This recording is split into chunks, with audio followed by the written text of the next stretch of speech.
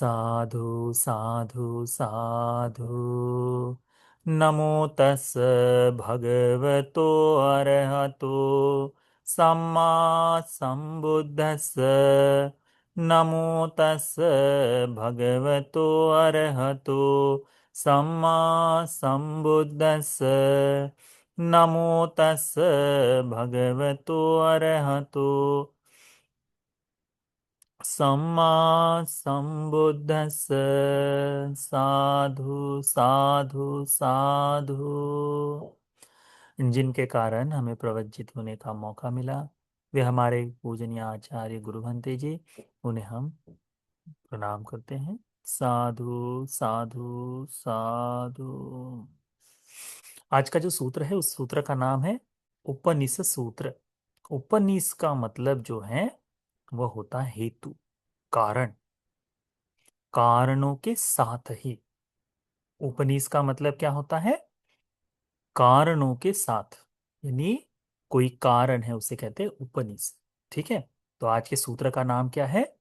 उपनिष सूत्र। संयुक्त निकाय में निदान संयुक्त में आने वाला यह सूत्र, निदान संयुक्त में आने वाला सूत्र दस बल वर्ग का है, यानी तृतीय वर्ग है दस बल वर्ग। इस दस बल वर्ग का हम लोग अभ्यास कर रहे हैं, उसका यह सूत्र है। देखते हैं भगवान क्या कहते हैं। यह सूत्र भी श्रावस्ती निदान है, यानी श्रावस्ती में जेतवन में भगवान बुद्ध जी विराजमान थे, उसी समय में इसका उपदेश किया गया है। भगवान बुद्ध जी भिक्षुओं को आमंत्रित करते हैं कि भिक्षु आइए धर्म का उपदेश सुनते हैं। तो भिक्षु लोगों ने जी भगवान कहते हुए भगवान को उत्तर दिया, और भगवान बुद्ध जी ने इस तरह से धर्म का उपदेश दिया। भगवान क्या कहते हैं?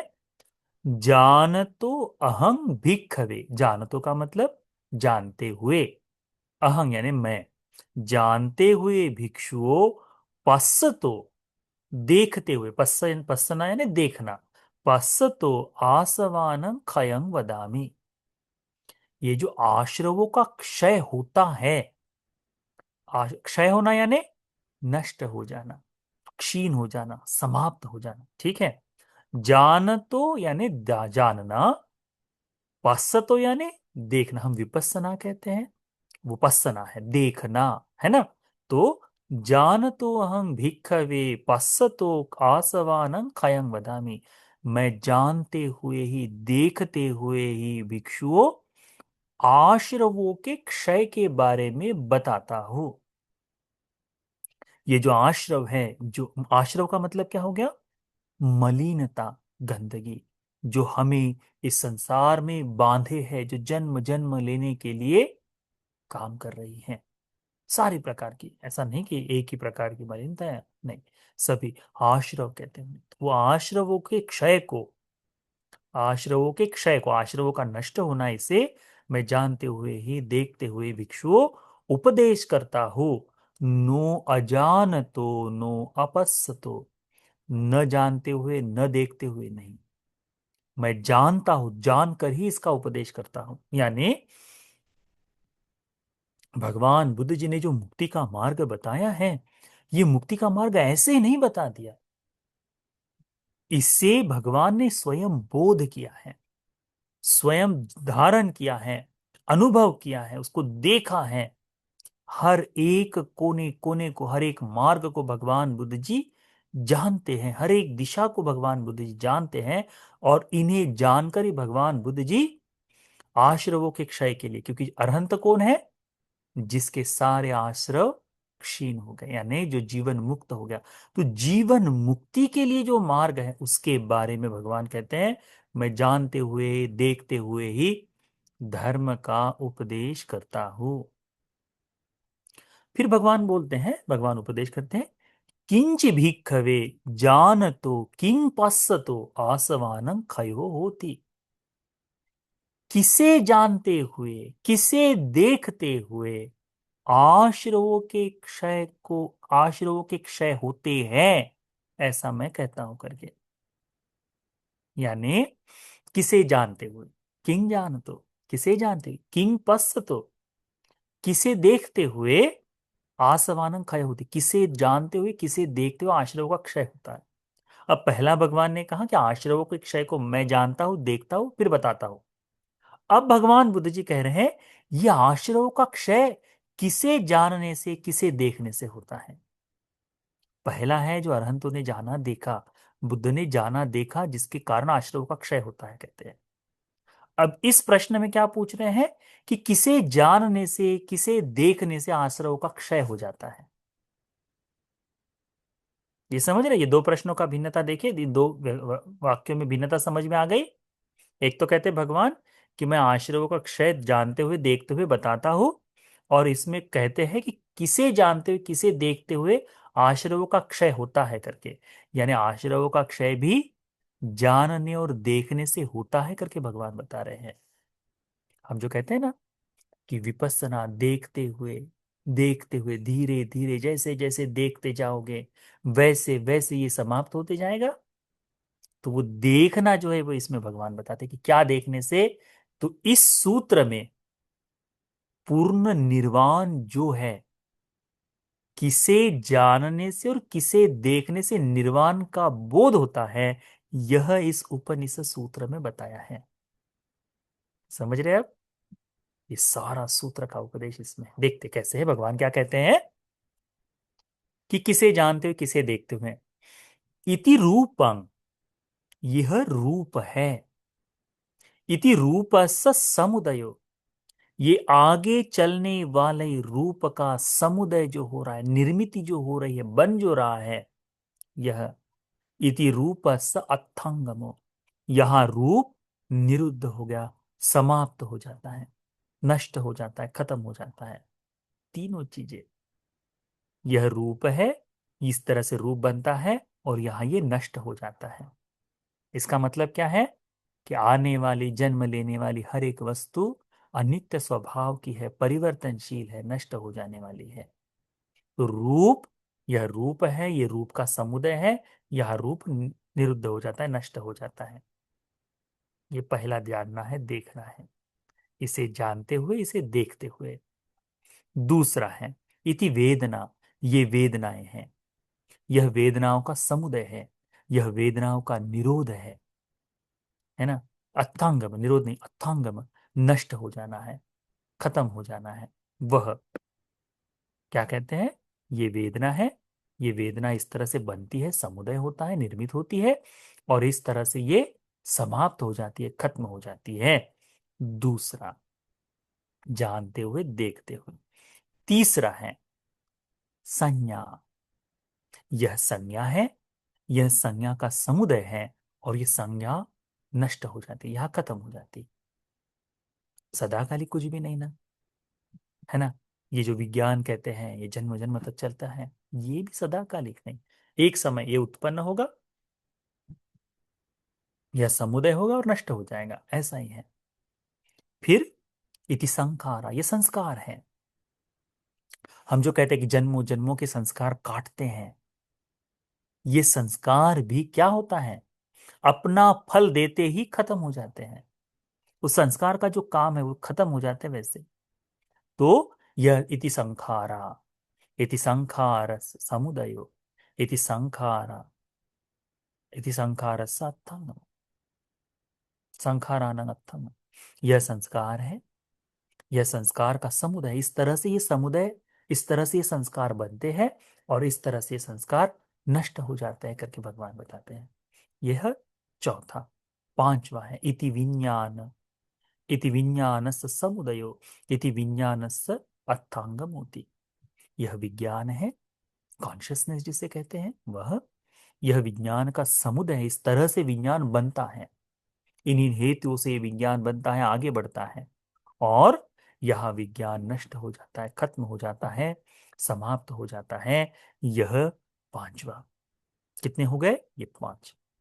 रूप, वेदना, संज्ञा, संखार और विज्ञान, ये पांच चीजें।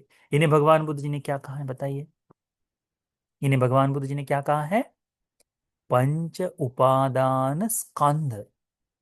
ये क्या है? पांच उपादान स्कंद है। और भगवान ने इन पांच उपादान को, स्कंद को क्या कहा है? संखित्तेन पंच उपादान खंडापि दुखा। यदि संपूर्ण दुख का विस्तार करने लगे, यदि सारे दुख को हम कहते हैं, इसे एक शब्दों में यदि कहना है, एक संक्षिप्त भाव में यदि दुख कहना है, ये दुख क्या है, तो भगवान कहते हैं ये पांच उपादान स्कंद दुख है। संकीर्तेन पंच उपादान।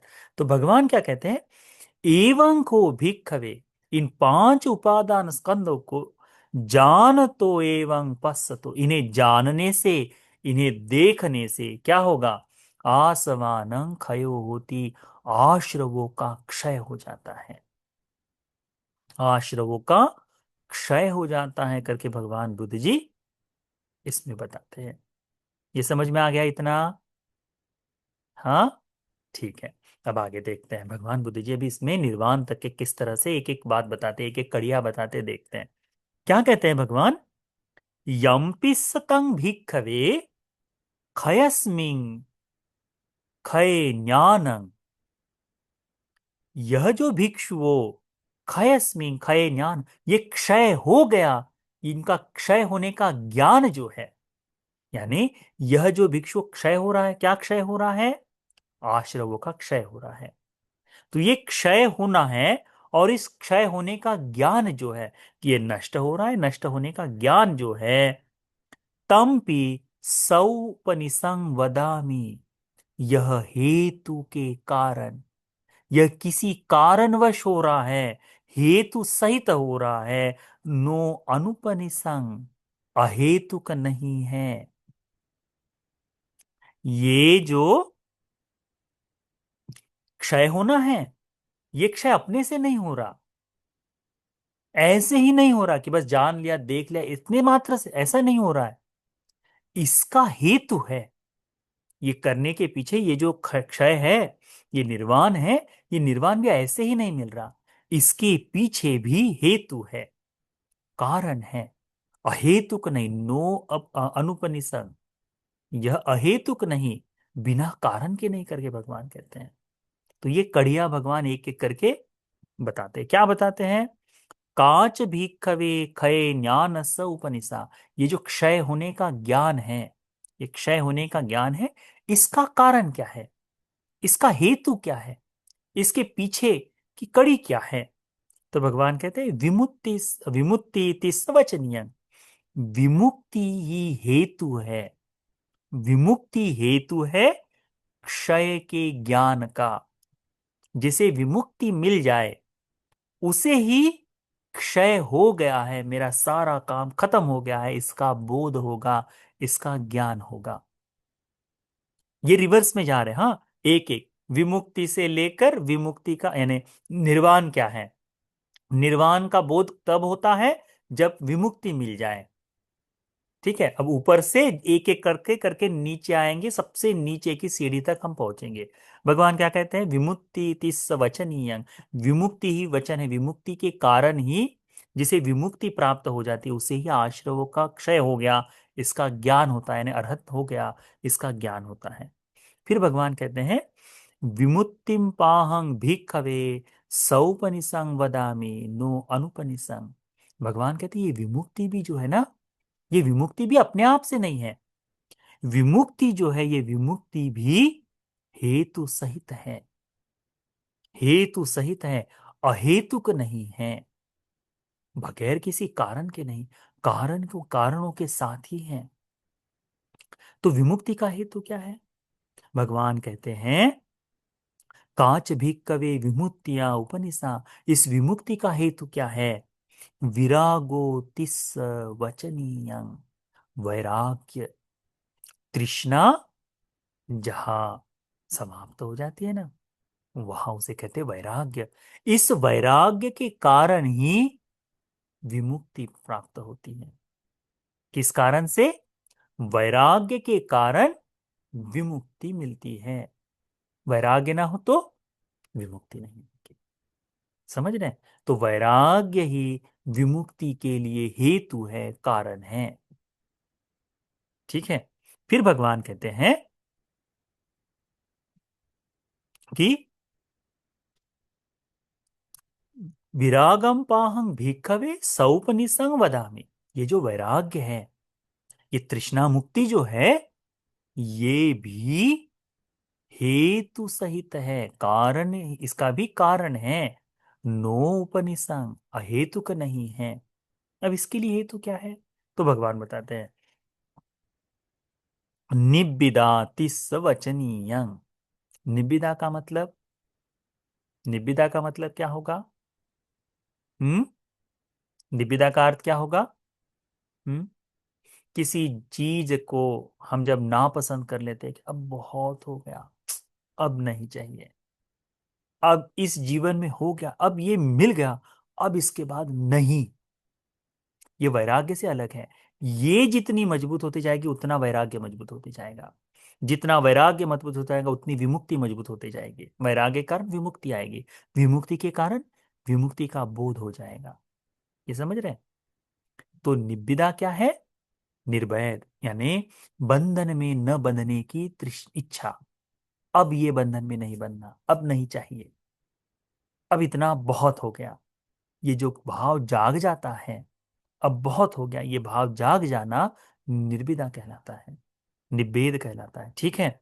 तो भगवान कहते हैं विराग स उपनिषा क्या है? निब्बिदाति स वचनीय, निब्बिदा ही उसका कारण है। कहते हैं निब्बिदा, निब्बिदम पाहं भिक्खवे सौपनिषं वदामि नो अनुपनिषं। भगवान कहते हैं ये निर्वेद भी हेतु से ही, कारण से ही है, अकारण अहेतुक नहीं है करके भगवान कहते हैं। समझ रहे हैं? ये एक एक सीढ़ियां है ना। भगवान फिर बताते हैं काच भिक्खवे निब्बिदाय उपनिषंसा। उपनिषा, ये जो निब्बिदा का हेतु क्या है? निब्बिदा का हेतु क्या है? तो भगवान कहते हैं यथाभूत ज्ञान दर्शन तिस्स वचनीय।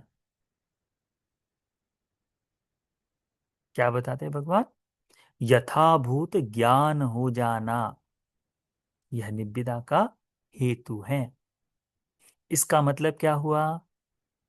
निब्बिदा कब उत्पन्न होगी? जब श्रोतापन्न व्यक्ति बन जाएगा। अब निब्बिदा कैसा है? शब्द देखो कैसा है। हमने सीखा है, हमने जाना है, शिवली भंते जी की माता, जब शिवली भंते जी को बात, शिवली भंते जी यानी हमारे शिवलिया आभासुर नहीं, अरहंत शिवली भंते जी, ठीक है? हाँ, कंफ्यूजन नहीं करना, ठीक। अरहंत शिवली भंते जी की माता जब पुत्र सारिपुत्र, अरहंत सारिपुत्र भंते जी के साथ बातचीत करते हैं तो बड़े आनंद के साथ कहते हैं। तो भगवान क्या प्रश्न पूछते हैं कि क्या तुम्हें ऐसा पुत्र चाहिए? तो कहते हैं यदि सारी पुत्र धर्म सेनापति के साथ बात करे तो एक नहीं, मुझे 7 पुत्र चाहिए करके। पुत्र का मोह कैसा होता है? 7 साल का गर्भ, 7 साल 7 माह का गर्भ, 7 दिन की प्रसव वेदना, जो माताएं हैं, जो बहनें हैं, वे जानती हैं प्रसव की वेदना कितनी कठिन होती है, कितनी भयानक होती है, वे जानती हैं, है ना। पुरुष नहीं झेल पाएगा उतनी वेदनाओं को, पुरुष नहीं झेल पाएगा, परंतु स्त्रियां जानती। 7 दिन की प्रसव वेदना कितनी होगी, इसके बावजूद भी चाहती है कि मुझे ऐसे 7 पुत्र हो। श्रोतापन्न है मां, पर ये भाव, तब जब भगवान बुद्ध जी उसे बताते हैं, तत्काल उसके मन में क्या जागता है? निब्बिदा जागती है। अब नहीं चाहिए, बस इतना हो गया। वो जो निब्बिदा है वो, कि अब इसके बाद मुझे एक भी पुत्र नहीं चाहिए, एक भी पुत्र नहीं चाहिए, वो निब्बिदा है। वो निब्बिदा ही वैराग्य के लिए काम करेगी, वैराग्य विमुक्ति के लिए काम करेगा, विमुक्ति अरहंत का ज्ञान बताएगी।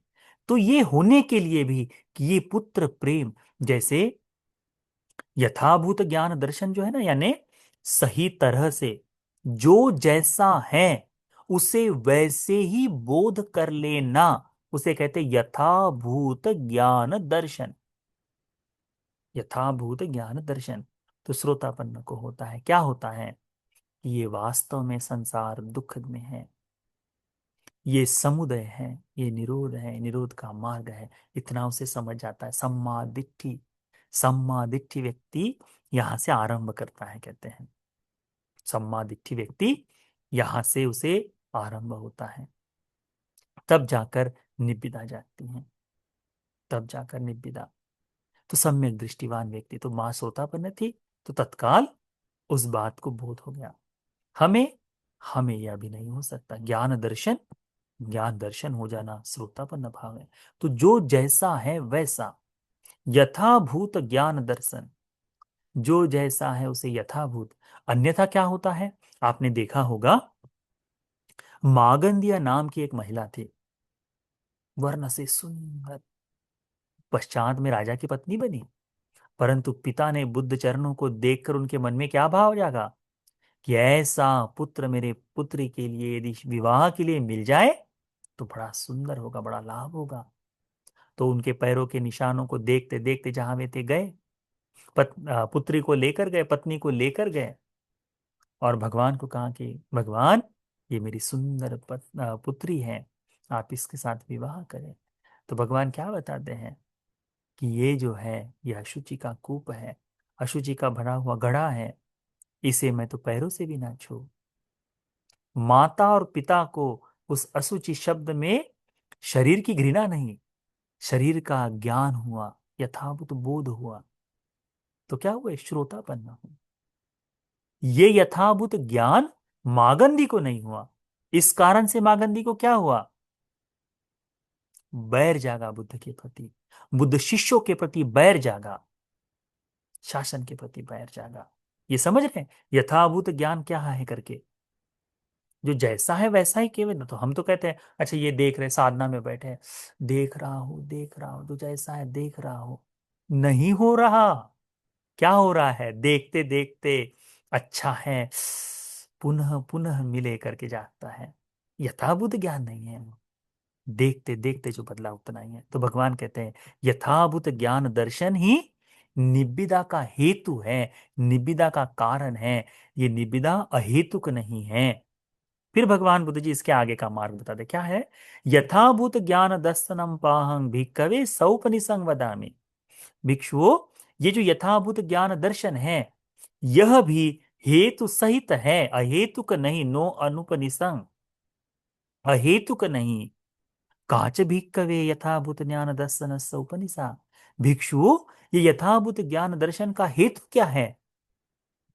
तो भगवान कहते हैं समाधि तिस्स वचनीयं। समाधि, समाधि क्या है, हम्म, समाधि क्या है, ध्यान की भावना, ध्यान की अवस्था, समाधि। अब आप देख रहे हैं ये समाधि केवल आंखें बंद करते समय ही नहीं जागती, धर्म श्रवण की भी समाधि है एक तरह से कहे तो। वो चित्त की एकाग्रता जो है, वो जो है वो भी समाधि। इसीलिए जब लोग भगवान बुद्ध जी के समय धर्म को सुनने के लिए आते हैं, तो भगवान बुद्ध जी धर्म का उपदेश करते हैं। कैसे करते हैं, तो क्रम के अनुसार। उसे अनुपूप भी कथाएं कही हैं, एक एक कथाओं को कहते हुए धर्म का उपदेश करते हैं। वो उपदेश समाप्त होने के बाद देखते हैं कि इसका चित्त निर्मल हो गया है, अब इसे मैं उत्तरीतर मनुष्य धर्म की देशनाएं, जो है उत्तरीतर बुद्ध की धर्म देशनाएं, वो है चार आर्य सत्यों का उपदेश। तो ये चार आर्य सत्य का उपदेश करते हैं। चार आर्य सत्य का उपदेश करते ही क्या होता है, वह व्यक्ति श्रोतापन्न, सकदागामी, अनागामी, अरहंत, इन फलों को उसके इंद्रिय धर्मों के अनुसार बोध कर लेता है। उसके लिए तो ये यथाभूत ज्ञान दर्शन के लिए क्या आवश्यक है, समाधि की आवश्यकता है, एकाग्र चित्तता की आवश्यकता है। तो ये यथाभूत ज्ञान दर्शन अहेतुक नहीं, हेतु सहित है। इसका हेतु क्या है, तो समाधि में आना, समाधि में आना, एकाग्रता। भगवान ने बताया ना, धर्म सुनते समय जो एकाग्रता आती है वो भी धर्म को बोध कराती है करके, है ना, धर्म के बोध के लिए ही। इसलिए धर्म सुनते सुनते कोई श्रोतापन या अरहंत हो सकता है। क्यों, क्योंकि वो समाधि की अवस्था उसे प्राप्त हो जाएगी। पर यह ऐसी प्राप्त हो जाएगी क्या, नहीं होती। आज हम लोग धर्म क्यों सुनते हैं, बात करते करते भंते जी कोई गलती तो नहीं करते, सुन लेते हैं। फिर बात करते करते अच्छा कल तो ये बताया था, आज ये बता रहे, कल वो बताएंगे। ये भंते जी अपने स्वार्थ के लिए धर्म का उपदेश कर रहे हैं। ऐसी भी चिंतन चिंतन कभी कभी कई लोगों में जागता है कि नहीं, अनेकों में जागता है। तो क्या है, या फिर आज वर्तमान की स्थिति में बुद्ध की वाणी जुड़ती नहीं है, तो ये गलत है, इसका विरोध होना चाहिए। इस तरह से चिंतन जो करते हैं, उपारंभ चित्त जो कहते हैं ना, कि खामियों को, गलतियों को देखने हुए जाना, तो उसमें समाधि का भाव जागेगा क्या? नहीं जागेगा। तो इसीलिए हमें श्रोतापन्न फल तक आने में दिक्कत है। अन्यथा मुझे लगता है यश बंते जी ने देशना की है, वो चार तरह की जो धर्म देशनाएं सुनते हैं वो, एक है जमीन को देखते हुए रहता है ना, एक है किसी और, किसी दूसरे चीज का चिंतन करते रहता है, मन कहीं और छोड़ के आया, इस तरह से एक एक करके बताया कि नहीं? वैसा है। हमारा चित्त एकाग्र होकर नहीं सुनता, इधर उधर सुनते रहता। अभी देख रहा है तो नीचे देखेगा, फिर फोन देख लेगा। अच्छा भंते जी को तो भाई दिखाई नहीं दे रहा हो, तो फोन देख लो, मैसेज देख लो। फिर धीरे से, अच्छा, अच्छा ऐसा बताए थे, मेरे को तो समझ में नहीं आया क्या बता रहे। ये जब करते हैं तो इसमें मन की तल्लीनता नहीं आती, मन की एकाग्रता नहीं आती। इस कारण से हमें, पर दीर्घ काल लगेगा हमें ये सुधार करने में। परंतु धर्म का उपदेश सुनना आवश्यक है। जब तक नहीं सुनेंगे तब तक ये भी संभव नहीं कि कुछ सीख पाए। तो भगवान कहते हैं समाधि ही यथाभूत ज्ञान दर्शन का हेतु है। फिर उसके आगे बताते हैं भगवान बुद्ध क्या कहते हैं। का ये जो समाधि है, समाधि तिस्स वचनीय, समाधिम पाह भिक्कवे सौपनिसंग वदामिनो अनुपनिसंग। समाधि भी हेतु सहित है। किसी न किसी हेतु के कारण ही समाधि उत्पन्न होती है, अहेतुक नहीं है, अकारण समाधि नहीं है। तो समाधि कैसे उत्पन्न होगी? तो भगवान कहते काच भी कवि समाधि स उपनिषा। ये समाधि का हेतु, समाधि के कारण क्या है? सुखंति स वचनीय। सुख क्या है? सुख जब अनुभव हो जाता है, सुख जब मिलता है, तो सुख के कारण, सुख ही उसका हेतु है समाधि का। तो समाधि उत्पन्न होने से पहले क्या उत्पन्न होगा? सुख उत्पन्न होगा। सुख के कारण ही समाधि उत्पन्न होगी। रोते हुए आदमी को समाधि नहीं हो सकती, चित्त विक्षिप्त आदमी को समाधि का बोध नहीं हो सकता। सुखी आदमी को यह हो सकता है, सुख पूर्वक होने के कारण। भगवान कहते सुखम पाहंग भिक्खवे स उपनिषंग वदामि। ये जो सुख है, ये भी हेतु सहित है, कारण सहित है, अहेतुक नहीं। तो इस सुख का हेतु क्या है? काच भिक्खवे सुख स उपनिषा। सुख का हेतु क्या है? पसद्दि तिस्स वचनीय। प्रशब्दि। प्रशब्दि का मतलब क्या है? शरीर का पुंज पुंज हो जाना। अभी जैसे मैं बैठता हूँ, तो मैं बैठा हूँ, मेरे घुटनों में दर्द शुरू हो गया है। बैठा हूँ, मेरे पीठ में दर्द शुरू हो गया है ना। हाथों में दर्द शुरू हो गया है, तरंगे जाग रही है। तो मन में क्या जागता है? अब ये बदल दो, अब ये बदल दो, ऐसा हो जाए, वैसा हो जाए, है ना। तो वो नहीं, प्रशब्दी में क्या होता है? प्रशब्दी में सारा शरीर बिल्कुल पुंज पुंज हो जाता है। शरीर की सारी वेदनाएं वहां गौण हो जाती है, नष्ट हो जाती है, क्षीण हो जाती है। तो तब शरीर के ऊपर की जो वेदनाएं है, वो उसे कहते हैं समाप्त हो जाने को कहते हैं प्रशब्दि का बोध होना। जब ये प्रशब्दि खत्म हो जाती है तब जाकर समाधि मिलती है। जब तक प्रशब्दि नहीं आएगी तब तक समाधि नहीं आ सकती। तो समाधि के हेतु क्या है? प्रशब्दि है। भगवान कहते हैं प्रशब्दि भी बिना कारण से नहीं, अकारण नहीं, हेतु सहित है। प्रशब्दि का हेतु क्या है? काच भी कवे पसद्या है उपनिषा। कहते हैं पीति तिस्स वचनीय। प्रीति के कारण, प्रीति के हेतु से प्रशब्दि जागती है। तो प्रशब्दि शरीर को पुंज पुंज, प्रीति मन में जागती है, मन में प्रीति जागती है। तो जब समाधि में बैठे तो बैठते बैठते चित्त एकाग्र हो जाता है। एकाग्र होते ही मन बड़ा शांत लगता है, मन बड़ा एकाग्र लगता है। उसे कहते हैं प्रीति का बोध होना, प्रीति जाग जाना, है ना। प्रीति, भगवान कहते हैं ये प्रीति भी अकारण नहीं है, अकारण नहीं है, वह भी हेतु सहित है। काच भिक्कवे पीतिया उपनिषा। ये प्रीति का हेतु क्या है? भगवान कहते पामोजंग, प्रमुदित भाव। प्रमोद जो है, प्रमुदित भाव, कैसे प्रमुद जागता है? तो जैसे आपका कोई बालक हो, 10वीं पास हो गया है, अच्छे मार्क मिल गए, तो बगैर कहे ही आनंद जाग जाता है ना। कोई सक्सेस हो जाए, कुछ काम करते करते आ जाए, तो वो जो जागने वाली जो वो है पामोच, प्रमुदित भाव। अब कोई निरंतर ध्यान साधना करता है, प्रतिदिन कर रहा है, अब करते करते करते धीरे धीरे उसमें अब लगता है कि अच्छा, चलो अच्छा है, अब वो तकलीफ नहीं, अब वो मन की विचलित चंचलता नहीं है, वो मन का इधर उधर भागना नहीं है। तो ऐसे समय में थोड़ा सा भाव जागते ही क्या हो गया, प्रमोद भाव जागा। ये इस प्रमोद के कारण प्रीति जागेगी, प्रीति के कारण प्रसिद्धि जागेगी, प्रसिद्धि के कारण ही समाधि जागेगी। हेतुओं के साथ है, अहेतुक नहीं है। फिर भगवान कहते हैं काच भी कवे पामो जस उपनिषा। ये प्रमोद का भी हेतु क्या है, प्रमोद का कारण क्या है? श्रद्धा तिस्स वचनीयम। श्रद्धा है प्रमोद का कारण। श्रद्धा के कारण ही ये भाव जागता है। तो श्रद्धा क्या हुई? जैसे ध्यान साधना करो, ये कहते हैं, विपश्यना का अभ्यास करो, ये कहते हैं, बिना काम के करो नहीं। उसे करने के लिए तुम्हें विश्वास चाहिए, उसे करने के लिए तुम्हें इच्छा चाहिए कि ये निर्वाण के लिए है, यह मुक्ति के लिए है। तो ये जो विश्वास जागना है, ये क्या है? इसे श्रद्धा कहते हैं। श्रद्धा के हेतु से प्रमोद जागेगा, प्रमोद से प्रीति जागेगी। इस तरह से एक एक करते करते अरहत्व का बोध हो जाता है। फिर भगवान बुद्ध जी कहते हैं सद्धम पाहंग भिक्खवे सौपनिषंग वदामि। ये श्रद्धा जो है ना, ये भी हेतु सहित है। ऐसे ही श्रद्धा नहीं जाग जाती, उसके पीछे भी कारण है।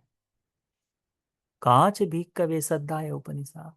अभी श्रद्धा के पीछे का कारण क्या है, उसके पीछे का हेतु क्या है? भगवान कहते हैं इस श्रद्धा के पीछे का हेतु है दुखंतिस वचनीय। दुख है, क्या है हेतु? दुख है। समझ रहे हैं? दुख हेतु है श्रद्धा का। कोई सुखपूर्वक जी रहा है, बढ़िया खा पी कर सुखी है, अब उस आदमी को तुम बताओगे श्रद्धा में आ जाओ, तो वो जो सुखी है आदमी, खुश है आदमी, उसको मुक्ति से क्या लेन देन? वो तो अपने प्रपंच में लगा रहेगा, है ना। तो यदि दुखी आदमी है, किसी न किसी कारण दुख है, यदि उसे ये पता चल जाए कि ये जो जन्म हुआ है, ये भी जन्मों जन्मों के दुख का ही है, ये जो बूढ़ा होना ये दुख है, इस दुख के कारण को ये जान जाए कि जन्म दुखदाई है, जरा दुखदाई है, व्याधि दुखदाई है, मरण दुखदाई है। ये जो दुख है कि हर जन्मों में हमें अपने आप से बिछड़ना पड़ता है, हर जन्मों में अप्रिय लोगों से मिलना पड़ता है, ये दुख है। इस दुख को यदि दूर करना है, तो दूर करने का बताने वाले कौन है? वो है अरहंत भगवान बुद्ध जी, सम्यक संबुद्ध जी। तो बुद्ध ने मुक्ति का मार्ग बताया। इस बात पर विश्वास कर लेना क्या कहलाता है? श्रद्धा कहलाता है। तो भगवान क्या कहते हैं? श्रद्धा का हेतु क्या है? दुख है। दुख के कारण ही किसी में श्रद्धा उत्पन्न होती है। यदि दुख न समझे तो श्रद्धा नहीं उत्पन्न हो सकती। दुख ही ना समझे तो उसे श्रद्धा किस काम की आएगी? किसी काम की। जब दुख का बोध हो जाए तो श्रद्धा का बोध होगा। सॉरी।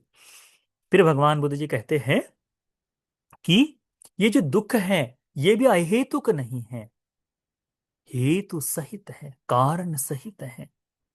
काच भी कवे दुख का सा। इसके पीछे का कारण, इसके पीछे का हेतु क्या है? जाति तिस वचनीय। जन्म इस दुख का कारण है करके कहते हैं भगवान। जन्म उसका हेतु है। फिर भगवान बुद्ध जी कहते हैं ये जन्म जो है, ये जन्म भी किसी कारण से होगा। तो भगवान कहते हैं भव। अब ये श्रृंखला इसी तरह से बढ़ते जा रही है। हर शब्द को पाली में उस तरह से रिपीट करते जाओ। कैसे? भगवान कहते जातिम पाह भिक्खवे स उपनिषं वदामि नो अनुपनिषं। काच भिक्खवे जातिया उपनिषा। क्या है जाति का हेतु? क्या है? तो भगवान कहते हैं भव, भव के कारण जाति है। फिर भगवान कहते हैं भव का कारण क्या है? भव का कारण उपादान है। उपादान का कारण क्या है? उपादान का कारण है तन्हा। फिर कहते हैं तन्हा का हेतु क्या है? तन्हा का कारण क्या है? तन्हा तो ऐसे ही नहीं आती, वो हेतु सहित है, हेतु के कारण ही है। तो कहते हैं वेदना के कारण तन्हा है। पर ये वेदना बगैर किसी कारण के आ सकती है क्या? नहीं। स्पर्श के हेतु से तन्हा उत्पन्न वेदना उत्पन्न होती है ना। स्पर्श के कारण वेदना उत्पन्न होती है। फिर भगवान कहते हैं ये स्पर्श जो है यह हेतु है क्या? नहीं, हेतु सहित है। इसका हेतु क्या है? तो सलायतन, छह आयतन है। आंख, कान, नाक, जिह्वा, त्वचा और मन, ये हेतु है। फिर भगवान कहते हैं कि ये जो छह आयतन है ये क्या हेतु है? नहीं, हेतु सहित है। क्या हेतु है? इसका हेतु है नाम रूप। नाम रूप के होने से छह आयतन उत्पन्न होते हैं। छह आयतन क्या ऐसे ही है? नहीं, ये भी हेतु कारण के साथ है। नाम रूप किस कारण से आते हैं? विज्ञान के कारण से नाम रूप आते हैं। फिर भगवान कहते हैं ये जो नाम रूप है ये विज्ञान के कारण से है, तो विज्ञान क्या अहेतुक है? नहीं, भगवान कहते हैं विज्ञान भी हेतु के साथ है, कारण के साथ है। तो विज्ञान का हेतु क्या है? संस्कार, संखार। संस्कार हेतु बनता है, कारण बनता है विज्ञान के लिए। फिर भगवान कहते हैं क्या ये भी जो संस्कार है ये भी उपनिषद के साथ है? नो अनुपनिषद। हेतु के कारण ही है, अहेतुक नहीं है। तो संस्कार का हेतु क्या है? भगवान कहते हैं अविद्यातिस्स वचनीय। अविद्या के कारण ही संस्कार है। फिर भगवान कहते हैं इति को भिक्खवे अविज्जूपनिषा संखारा। भिक्षुओं, इसी तरह से अविद्या के होने से संस्कार होते हैं, संस्कार के कारण विज्ञानं, विज्ञानोपनिषं नाम रूपं, नाम रूपनिषं सलायतनं, सलायतनुपनिषं फस्सो, फस्सूपनिषं वेदना, वेदनूपनिषं तन्ना, तन्नूपनिषं उपादान, उपादानोपनिषं भवो, भवोपनिषं जाति, जातूपनिषं क्या है? दुखं, दुखोपनिषा श्रद्धा। दुख के कारण श्रद्धा।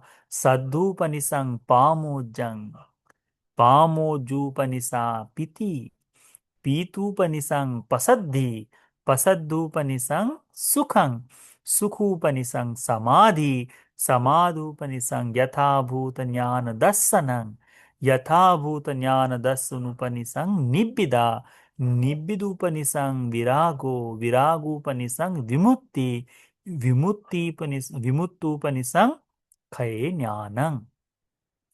अविद्या से एक एक एक एक एक एक करते करते विमुक्त हो गए वहां तक का बोध होना।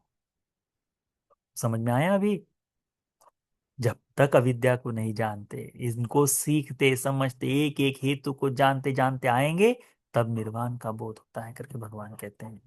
फिर भगवान बुद्ध जी इस बात को बड़े सुंदर भाव से समझाते हैं। क्या कहते हैं भगवान? सेयथापि भिक्खवे उपरि पब्बते थुल्ल फुसितके देवे वස්සते तंग उदकं यथा निन्नं। क्या कहते हैं भगवान कि भिक्षु उस तरह से समझो, इसे हेतु से समझो। कैसे? ऊपरी पर्वतों पर ये जो बादल है, वर्षा के बादल है, ये जो वलाकुल देवता है, ये बरसते हैं। यहां बारिश होती है कहाँ? पर्वतों के ऊपर। ये जो बारिश उदकंग यथा निन्नंग, फिर ये बारिश ऊपर हो गई कहाँ पे? पर्वत के ऊपर। तो क्या होगा? यथा निन्नंग पवत्तमानंग, ये धीरे धीरे बहते बहते कहाँ? नीचे आएंगे। तो नीचे आते आते क्या होगा? पब्बत कंदर पदर शाखा परिपूरेंती, परिपूरेति। पहाड़ों के ऊपर जब बारिश गिरता है तो छोटी छोटी टहनियों में बारिश पानी जाता है ना।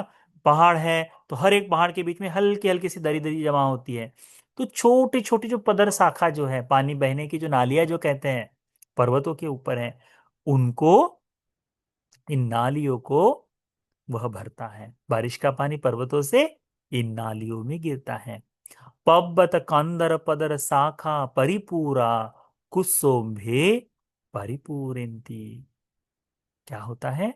अब जब ये नालियां बहती हैं तो फिर वहां पर बड़े बड़े गड्ढे, छोटे छोटे गड्ढे जो है, ये छोटे छोटे गड्ढे हैं, उनकी छोटी छोटी ये है, ये गड्ढों को भरता है। फिर ये गड्ढे भर जाने के बाद फिर और पानी बहता है। फिर क्या कहते होता है? कुसुम्भा परिपूरा महासुंभे परिपूर्ण। अब बारिश का पानी हुआ, छोटी सी नालियों में बहते हुए गड्ढों को भर दिया। अब गड्ढों को भरते हुए ये फिर बह रहा है, जाकर बड़े गड्ढों को भरेगा। बड़े बड़े देखे हैं पहाड़ों पर, बड़े गड्ढों पर बह रहा है। बड़े गड्ढों पर भरते भरते, यानी बड़े गड्ढों को क्या कह सकते हैं? तो छोटे तो तालाब कह सकते हैं हम। बड़े गड्ढे यानी तालाब, तो ये पहाड़ों से बहते बहते तालाबों में आ गया है। नालियों से छोटे छोटे तालाबों में, छोटे छोटे कुंड में कहते हैं, छोटे छोटे कुंड में आकर के, कुंड से आकर तालाब में आता है। फिर कहते हैं महाशोभा परिपूरा कुन्नदियो परिपूरन्ति। तालाब से क्या होती है? छोटी छोटी नदियां निकलती हैं। देखा होगा जहां तालाब है, यदि वहां निरंतर पानी का प्रवाह बनता है तो क्या होता है? उसमें से छोटी नदियों की धाराएं निकलती हैं। आज हमने उसमें कैनल बना दिए है ना, तो वह छोटी धाराओं को परिपूरंती कुन नदियों, ये छोटी छोटी नदियां क्या होती? परिपूरा, जब छोटी नदियां भरती है तो क्या होता है? महानदियों परिपूरंती, बड़ी नदियों में जाकर मिलती है। अब देखो ना, गंगोत्री से निकलने वाली गंगा जी छोटी सी है, परंतु समुद्र में तक आते आते ऐसी विशाल, इतना पानी भर जाता है। कहाँ से आया है? तो यही छोटी छोटी नदियां, एक एक नदियां आकर, एक एक नदियां आकर उसमें आकर मिलती हैं।